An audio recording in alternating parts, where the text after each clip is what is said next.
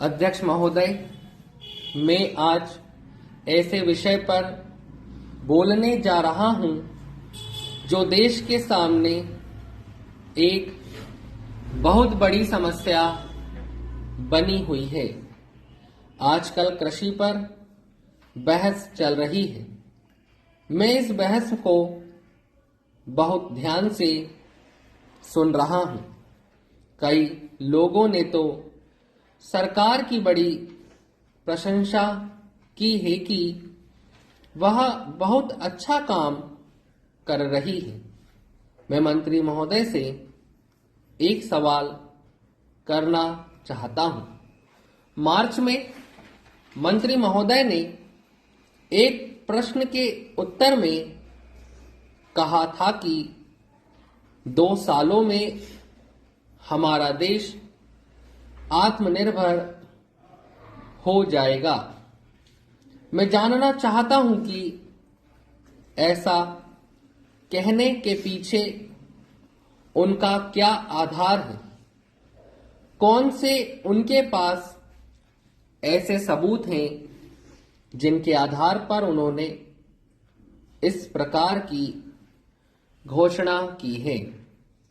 मैं चाहता हूं कि जब वे उत्तर दें तो इस बात की चर्चा अवश्य करें। सभापति महोदय, आप जानते हैं कि इस देश में 80% लोग खेती करते हैं और उसके बावजूद आज हमारे देश का सम्मान दूसरे देशों में कितना है। आज हम दूसरे देशों में भिखारियों के नाम से पुकारे जाते हैं।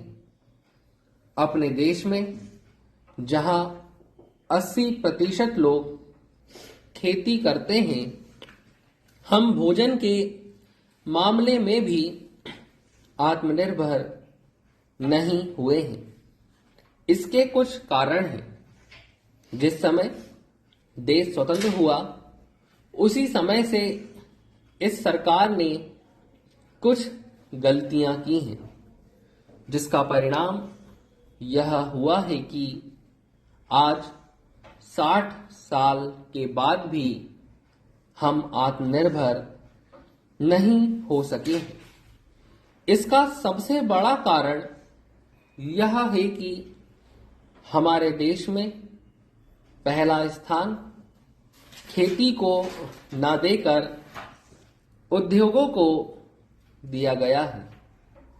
उद्योग हमारे देश के लोगों की जीविका का मुख्य साधन नहीं हो सकते हैं। भोजन की समस्या के हल के लिए जिन वस्तुओं की आवश्यकता है उसकी ओर हमें ध्यान देना चाहिए।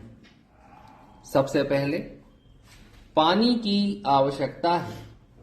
मैं समझता हूं कि देश में सिंचाई पर अधिक जोर दिया जाना चाहिए और सिंचाई तथा खाद्य मंत्री एक होने चाहिए। यह सभी चाहते हैं। पानी के बाद खेती के लिए खाद भी आवश्यक है। खाद का स्थान दूसरा हो सकता है।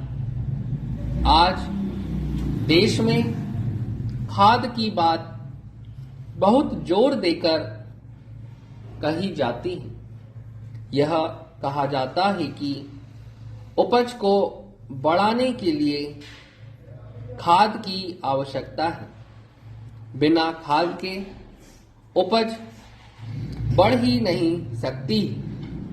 किंतु खाद कहां तक उपज को बढ़ा सकेगी, यह भी सोचने की बात है।